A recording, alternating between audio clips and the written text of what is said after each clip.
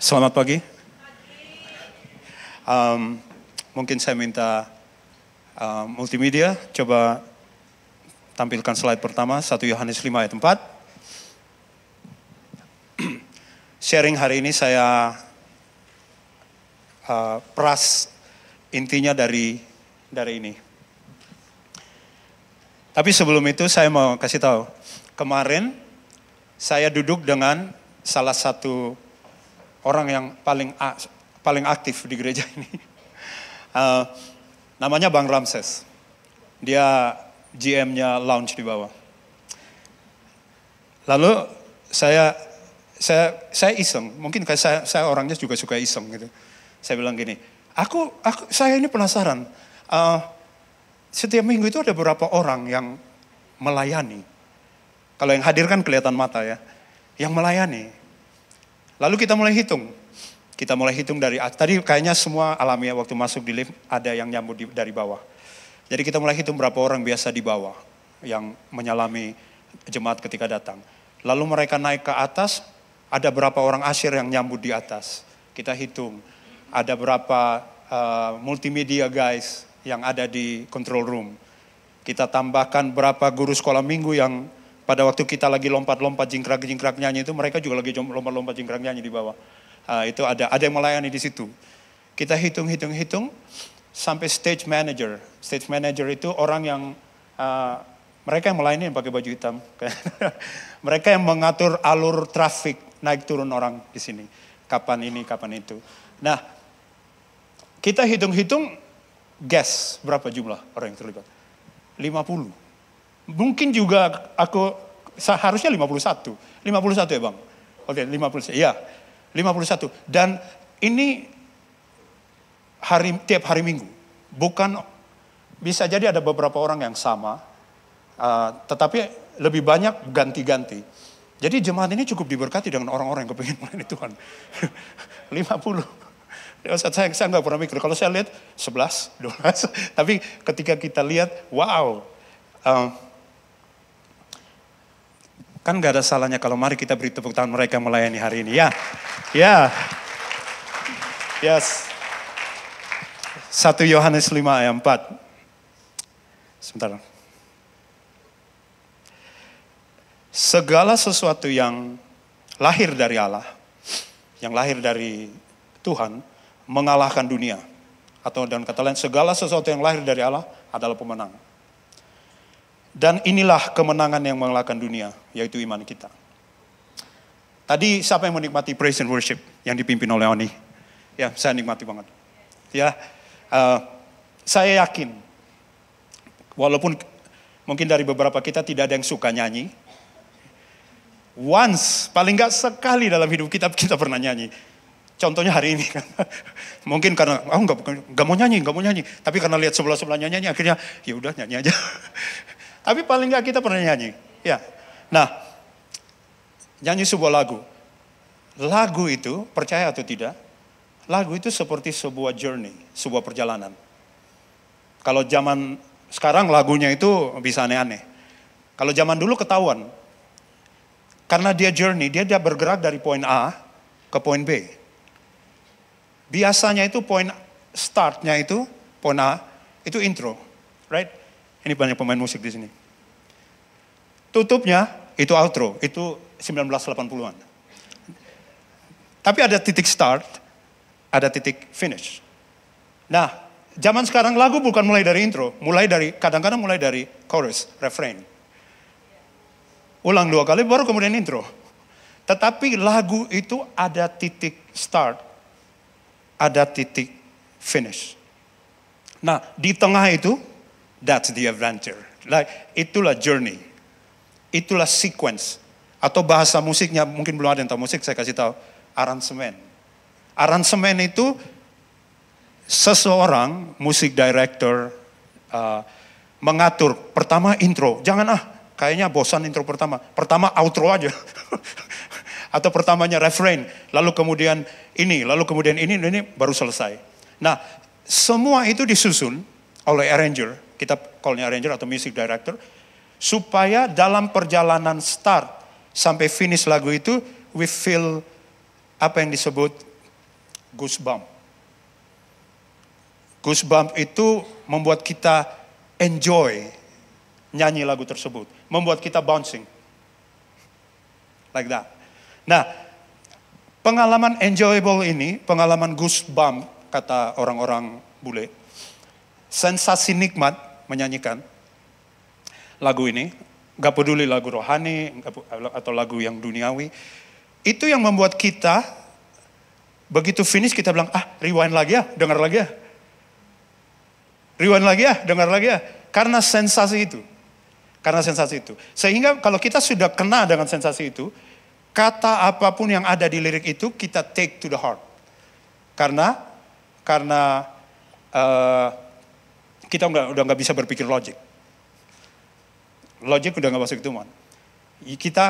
Kita respon lagu tersebut dengan perasaan kita, paling nggak. Dengan, kalau orang Kristen bilang, dengan hati kita. Ya. Nah, goosebump itu kayak impian kalau kita nih pemusik dunia. Jadi dimanapun kita dalam lagu itu, apakah kita mendengarkan lagu, kita menyanyikan lagu, atau kita main musik lagu itu, kalau kita nikmati kita jadi kepengen bawain lagu itu lagi, minggu berikutnya bawain lagi, nyanyiin lagi, nyanyiin lagi. Dan jemaat bisa aja orang-orang, bukan jemaat, fans bisa jadi ikut nyanyi. Mereka akan nyanyi lagu ini, jadi gini, karena mereka tahu goosebump, mereka tahu sensasi yang akan mereka rasain. Kayak gitu. Aku belum bilang ini kudus apa enggak. Tetapi goosebump itu juga ciptaan Tuhan. Karena seluruh tubuh kita ini ciptaan Tuhan. Right? Nah, itu kalau kita pikir dunia itu seperti lagu. Itu ada perjalanan. Hari ini saya mau ngomong tentang, next slide. How we stop the world. Kita berdiri di bulan lalu lihat bumi lalu, bukan kayak gitu. Tiap kali ada kata the world ini maksudnya, Coach Yosef tadi kasih tahu aku, oikos, lingkungan kita.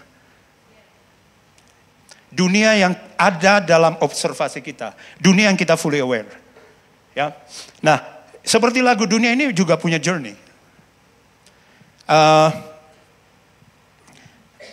Coba kita balik ke Goosebump tadi. Itu diatur oleh arranger itu ada refrain, ada bridge, ada interlude. Tadi Gema main-main gitar kayak gitu, that's so good. Johan juga tadi solo keyboard.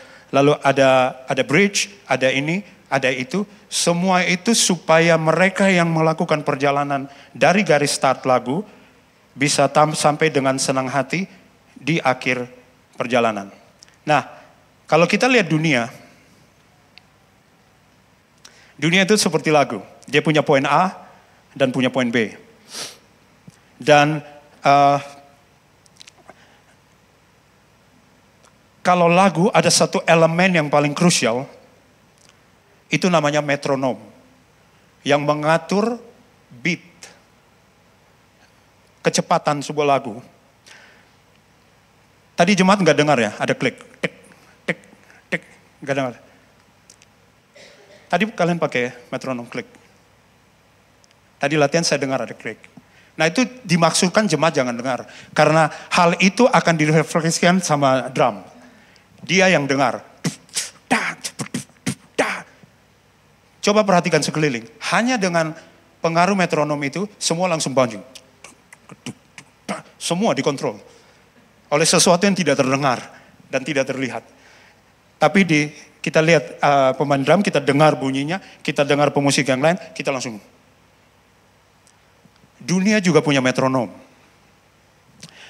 Metronom di lagu itu seperti fondasi untuk menyusun aransemen.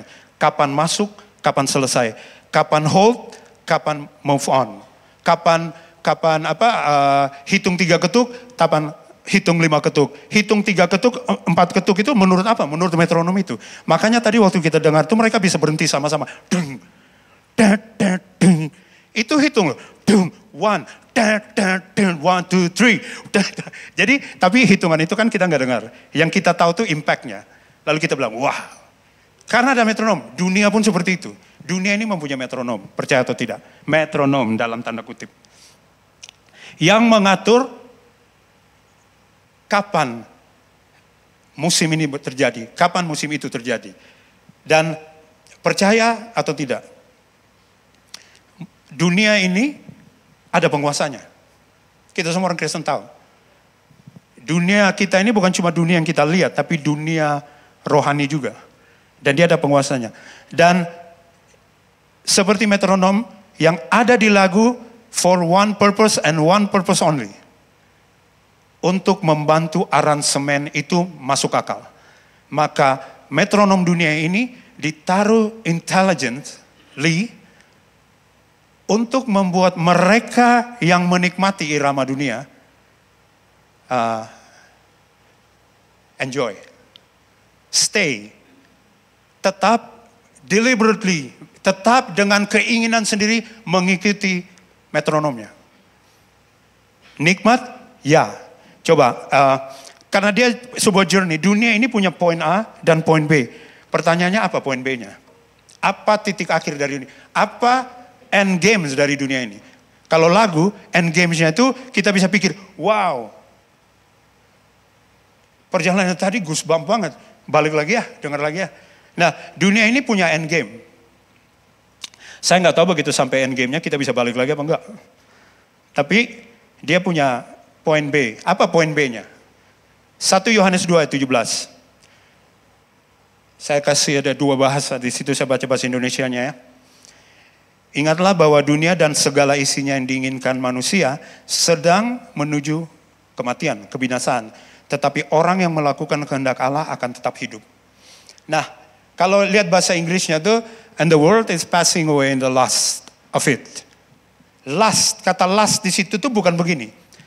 Dunia itu punya tanduk, lalu pegang pedang trisula, mukanya garang sekali, lalu dia bawa semua orang, dia bawa semua orang lempar ke kebinasaan. Bukan, dunia itu cuma keluarin godaannya aja, lust, itu lust. Artinya akan terlihat beautiful, cantik, akan terlihat handsome, akan terlihat six pack, akan terlihat radiant, akan terlihat berkilau, akan terlihat iramanya tuh kok enak ya dibouncing kayak gini.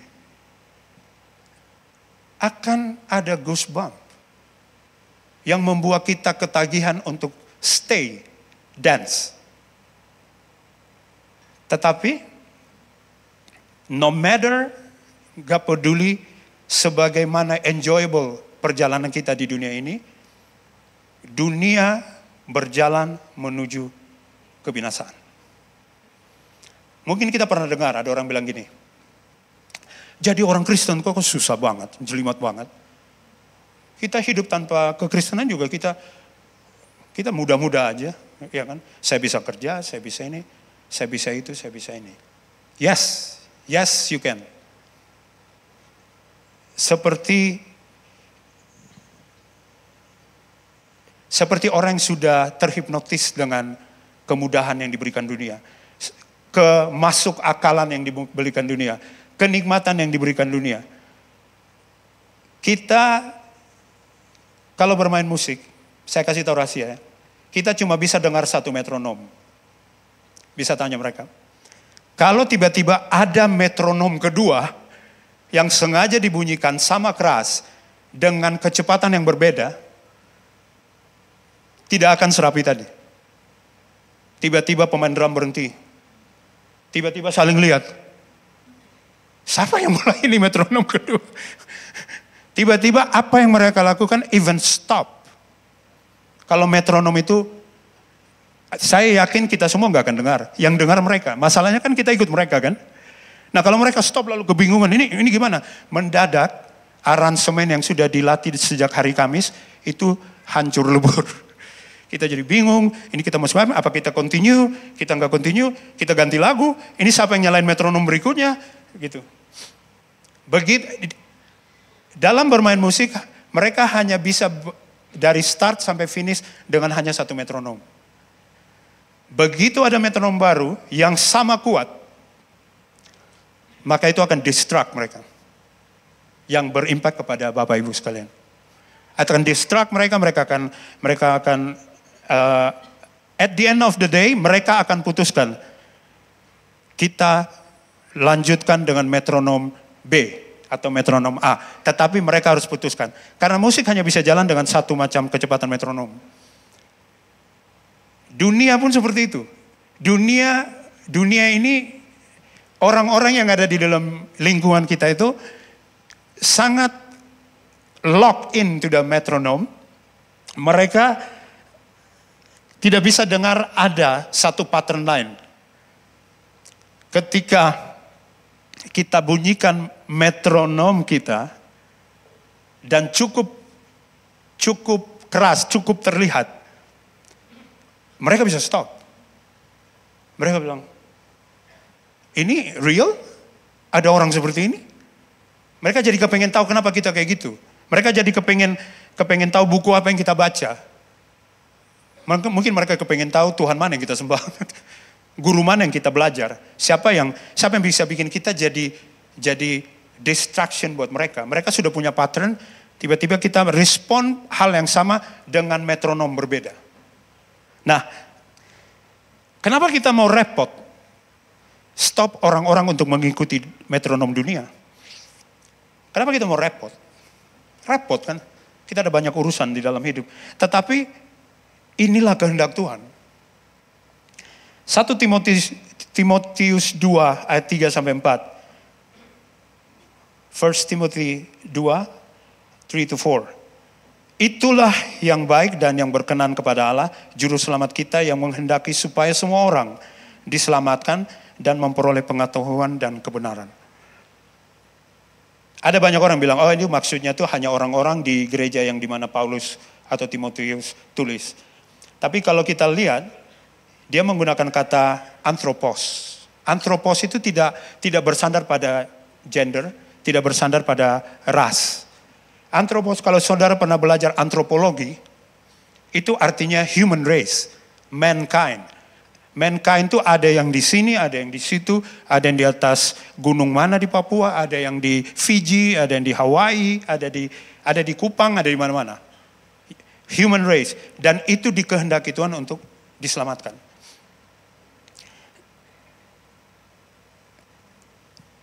Tapi pertanyaannya itu apakah kita setiap kali bertemu dengan lingkungan kita, karena itu kehendak Tuhan, itu mutlak dilakukan. Pertanyaannya apakah church people these days, orang Kristen hari-hari ini, extraordinary enough, cukup luar biasa untuk distract pattern, metronomnya dunia. Apakah kita cukup keras menyuarakan kebenaran Tuhan supaya mereka terdistract dari dancing to their death, mengikuti dunia. It's so amazing. People nikmati sesuatu untuk binasa. It's like dance in style, death in style, something like that. Nah, apakah kita ini cukup ekstra sabar ketika kesabaran kita yang diuji? Apakah kita ini cukup tulus ketika ketulusan kita yang diuji? Jangan salah, dunia pun bisa sabar. Dunia pun bisa tulus. Mungkin dunia nggak bisa tulus. Manipulatif tulus. Apa yang kira-kira dunia pikir tentang kita? Buang-buang waktu. Kumpulan orang-orang munafik. Kalau hanya untuk buang-buang waktu, atau hanya menjadi munafik, that's exactly yang orang dunia lakukan. Manipulatif. Nah, kalau kita juga melakukan hal yang sama, berarti kita dance dengan metronom yang sama. Nah, kalau kita dance dengan metronom yang sama, dan ngapain kita berhenti dance? Orang dunia bilang kayak gitu. Ada temannya kok. Ya. Kecuali kalau kita sounding metronomnya berbeda, mereka berhenti dance langsung. Mereka langsung. Paling jahat adalah mereka bilang, diam. Karena mengganggu kesenangannya mereka. Tetapi kita cukup kuat, stop. Hal-hal itu tuh terjadi dalam kesabaran kita. Saya bukan ngomong stop dunia itu lagu pakai power yang gimana untuk stop perputaran dunia, bukan. Hal yang sama datang ke orang dunia, hal yang sama datang ke kita, respon kita itu berbeda. Seperti kita berada di gedung pesta yang sama, dance dengan musik yang berbeda. Saya pernah alami kayak gitu. Perpisahan SMA, kita semua lagi orang Kupang, senang joget-joget gitu.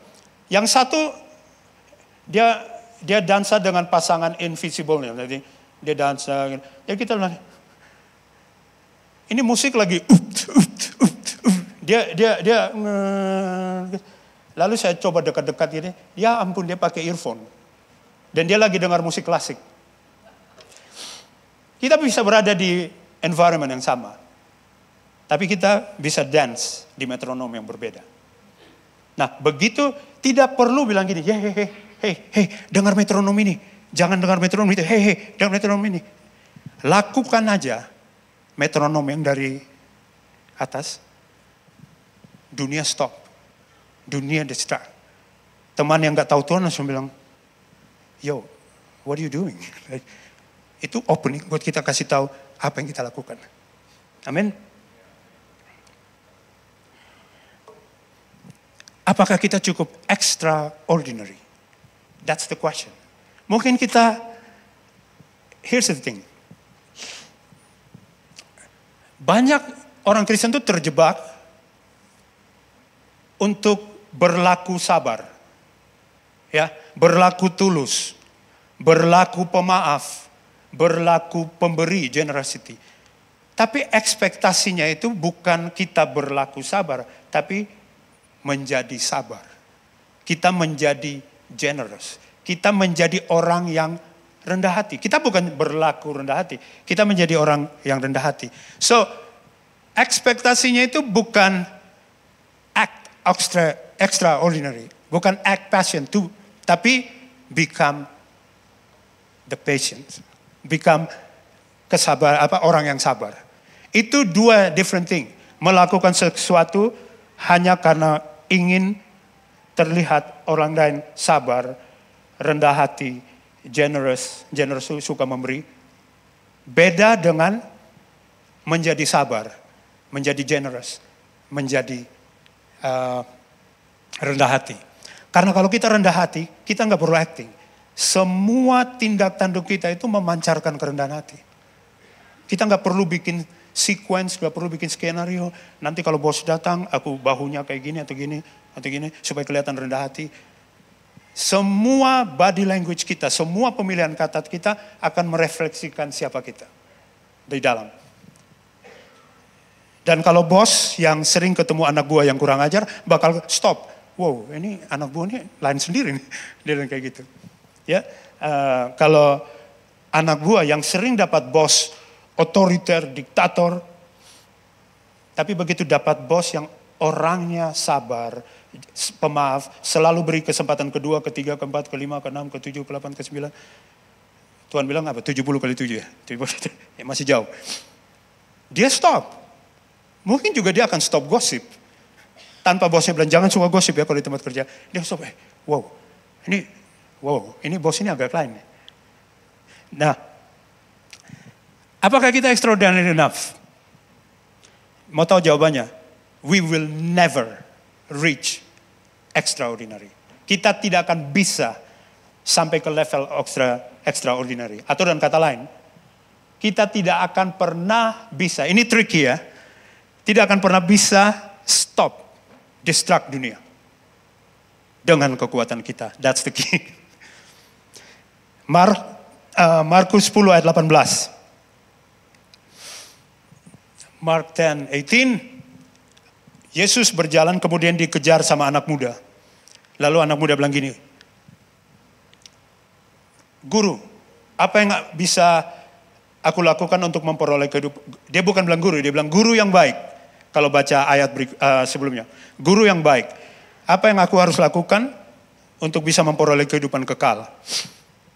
Atau bisa keluar dari metronomnya dunia. Seperti yang 1 Yohanes tadi di atas. Nah, Yesus bilang gini, mengapa kau katakan aku baik? Tak seorang pun yang baik daripada Allah sendiri. Banyak orang, saya pun sendiri berpikir waktu saya belum pernah lihat Alkitab secara dekat, saya pikir, oh Yesus bilang ya, dia tuh bukan baik, yang baik itu Tuhan gitu. Tetapi sebenarnya apa yang dikatakan di situ menggunakan kata agathos. Itu bukan baik dalam ukuran kita. Itu baik dalam ukuran Tuhan. Tidak ada yang bisa lebih dari Tuhan. Ya, setuju semua kan? Tidak ada yang bisa lebih baik dari Tuhan atau lebih benar dari Tuhan. Berarti kebenaran Tuhan tuh apa yang dibawa itu ordinary. Kebenaran Tuhan itu berarti extraordinary. Ya, yang dibawanya Tuhan walaupun 1 inci di bawah itu cuma biasa. Di atasnya itu puncak, top notch, top Marco top orang Surabaya bilang. Gak bisa lebih tinggi lagi. Itu extraordinary. Semua yang keluar dari Tuhan itu extraordinary. Jadi waktu dia panggil guru yang baik, dia bukan ngomong gitu. Hai, guru yang luar biasa. Luar biasa, di luar dari kebiasaan. Hai, extraordinary teacher. Langsung Tuhan bilang, kenapa kamu panggil aku extraordinary? Jadi Tuhan bukan lagi kritik dia. Tuhan lagi komplimen dia. So you know me. Kamu sematkan extraordinary ke aku. Jadi, nah, kalau Tuhan itu the extraordinary, kita tuh tidak bisa lebih dari Tuhan, maka tidak ada jalan kita bisa melakukan sesuatu yang luar biasa kalau yang ini nggak terlibat. Kalau ini nggak terlibat, there is no way. Kalau kita tidak melibatkan dia, tidak ada jalan untuk stop dunia. Karena dunia hanya bisa stop kalau mereka dengar sesuatu yang luar biasa. Kalau mereka lihat sesuatu yang luar biasa, yang tidak biasanya. Mereka sabar, tapi kok panjang banget sabarnya. Mereka pemberi, ada banyak yayasan yang bukan Kristen juga memberi buat fakir miskin. Tapi kok ini memberinya gila-gilaan. Dari apa yang mereka punya yang tidak lebih banyak dari kita. Nah misalnya kayak gitu. Kok pemaaf, kok aku dikasih kesempatan kedua, ketiga, keempat setelah 15 kesempatan 15 kegagalan sebelumnya. Ini extraordinary dan ini the key. Kita bisa cari tahu kalau Tuhan adalah sumber extraordinary, bagaimana kita bisa melakukan extraordinary enough untuk mengeluarkan orang-orang yang lagi dance menuju kebinasaan. Simple. Sangat simple, banyak yang anggap enteng. So simple. Ask him. Minta. Keluar biasaan, extraordinary itu punya nama. Bukan sesuatu. Dia adalah pribadi. Kita dapat dia, kita dapat extraordinary. Nah, gimana cara minta ke Tuhan? Kita semua tahu kan, sebut dalam nama Yesus terjadi. Itu yang semua yang banyak orang Kristen percaya kan. Tuhan, hari ini saya mau extraordinary-Mu tuh ada di dalam semua perbuatanku. Dalam nama Yesus, amin. Yohanes 15 ayat 7 kasih tahu gimana cara minta sesuatu dari Tuhan. Dia bilang gini, jikalau kamu tinggal di dalam aku, artinya kalau kita ada di dalam hatinya Tuhan, dan firmanku tinggal di dalam kamu, mintalah apa yang kamu kehendaki, dan kamu akan menerimanya. Kalau kita ada di hatinya Tuhan, itu bukan kalau lagi, itu udah pasti. Kenapa? Yesus datang 2000 tahun yang lalu mati untuk menyelamatkan kita, itu ketahuan bahwa manusia itu ada di hatinya Tuhan. Sampai dia rela mengorbankan hidupnya. Itu udah gak perlu dibuktikan lagi. Nah, bagian berikutnya itu gimana? Dan kalau firmanku ada di dalam kamu. Di tiap kali Alkitab berkata di dalam itu ngomong tentang hati. Hati ini menentukan kita dapat di extraordinary or not. Kita minta Tuhan tinggal dalam hati kita, firman Tuhan dalam hati kita, bukan Tuhan mulai Tuhan saya minta hari ini firman-Mu tinggal dalam hatiku. Tuhan itu bahasa kasihnya tuh lain sama kita. Ada yang bahasa kasihnya word of affirmation. Tuhan punya bahasa kasih itu, dia pernah ngomong, kalau engkau mengasihi aku, engkau akan melakukan firman-Ku. Jadi maksud daripada firman itu tinggal di dalam kita itu bukan cuma manggil firman ada dalam kita. Karena kita manusia, we cannot help. Kita selalu melakukan sesuatu berdasarkan apa yang ada dalam hati kita. Kita bisa manipulatif, kita bisa ngomong A, tapi di hati kita ngomong B. Dengan tujuan apa kita mau ngomong A? Kita mau manipulasi dia. Tujuannya itu yang ini, B. Jadi, apa yang ada di dalam hati kita itu menentukan siapa kita.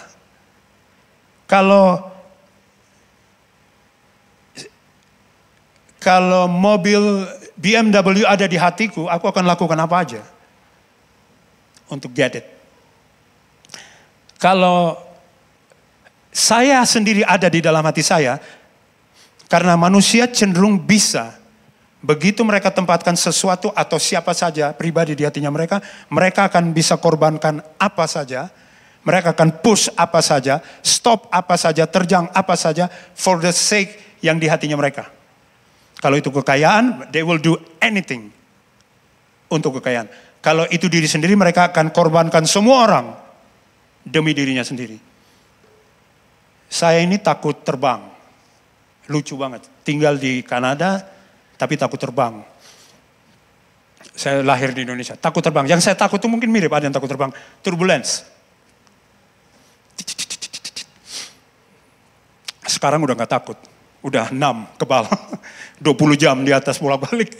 Nah, waktu pertama kali saya naik, begitu mau masuk ke pesawat saya bilang, wow 20 jam berikutnya, ini saya terkunci di sini, bum kayak gitu.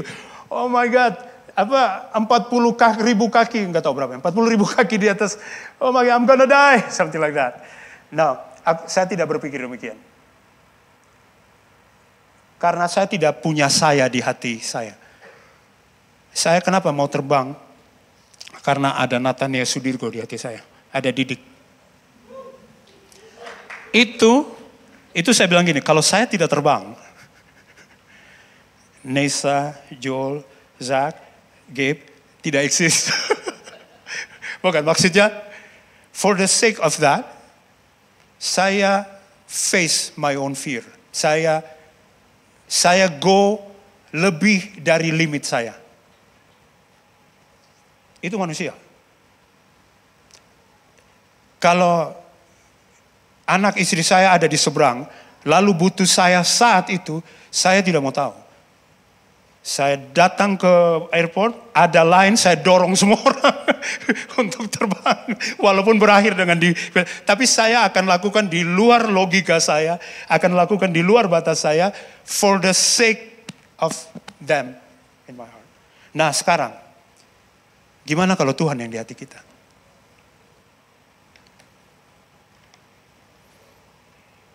Keinginan untuk korupsi. Keinginan untuk mark up invoice. Keinginan untuk gossip bos. Keinginan untuk ini. Kita biasa terkungkung dengan pergaulan seperti itu. Kalau kita tidak mau melakukan itu dan melakukan the other side, kita lewat dari batas kita kan. Kita bilang ya sudahlah. Ketakutan kehilangan teman gosip akan saya jalani. Kita melakukan sesuatu yang extraordinary. Saya duduk sama Bang Ramses dan dia ngomong banyak quote. Bang Ramses itu man tank of quotes. Jadi ya kalau mau coba-coba nanti minum kopi ngomong-ngomong sama dia. Saya simpulkan apa yang dia bilang. Dia nggak terlalu bisa bahasa Inggris, tapi waktu dia ngomong saya bilang, wow, okay, I'm gonna use that. Dia bilang gini, dia bilang itu.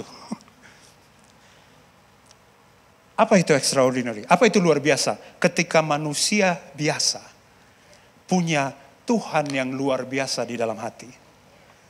Setiap hal simple yang dia perbuat akan berdampak luar biasa. This is the key. Waktu saya dengar dia ngomong kayak gitu, saya bilang, why you're not in Google? Ini the key. Mau jadi extraordinary. Bukan lihat kita.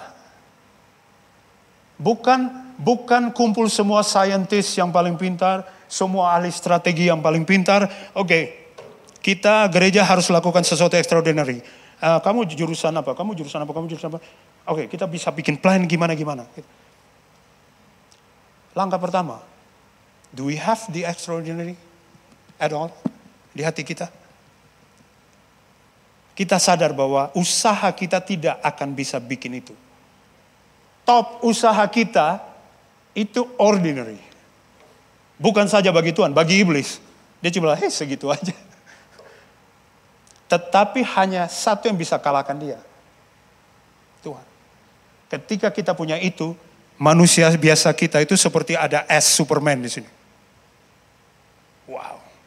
Kita become super. Kita become orang yang tidak terbatas. Karena ada kekekalan di dalam hati kita. Tidak terbatas waktu, tidak terbatas tempat, tidak terbatas kesabaran, tidak terbatas kemarahan, tidak. Semua kita lakukan extraordinary, luar biasa. Akhirnya membuat Tuhan, membuat orang dunia itu langsung bisa sampai ke titik di mana mereka stop. Mereka calculate lagi, ini layak gak kita teruskan ini dance kayak gini nih? Atau kita pindah ke dance yang itu. Kalau ini tujuannya binasa, itu tujuannya hidup yang kekal. Ini ada goosebump, itu ada goosebump. Ini ada joy, itu ada joy. Masalahnya ini, kita sampai ke kematian in style. Ini sih kita sampai ke kehidupan in style.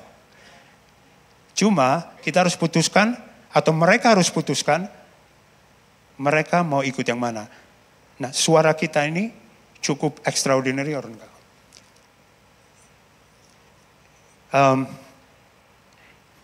Itu yang saya akan tinggalkan pertanyaan untuk hari ini. Ini caranya kita stop hal-hal di atas itu hanya mulai dengan simple step.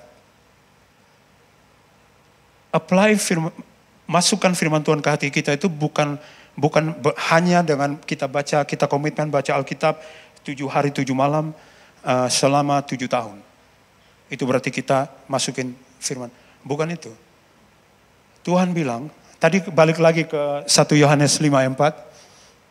Hanya ini yang mengalahkan dunia. Iman kita. Iman itu adalah proses mendengar firman Tuhan dan melakukan.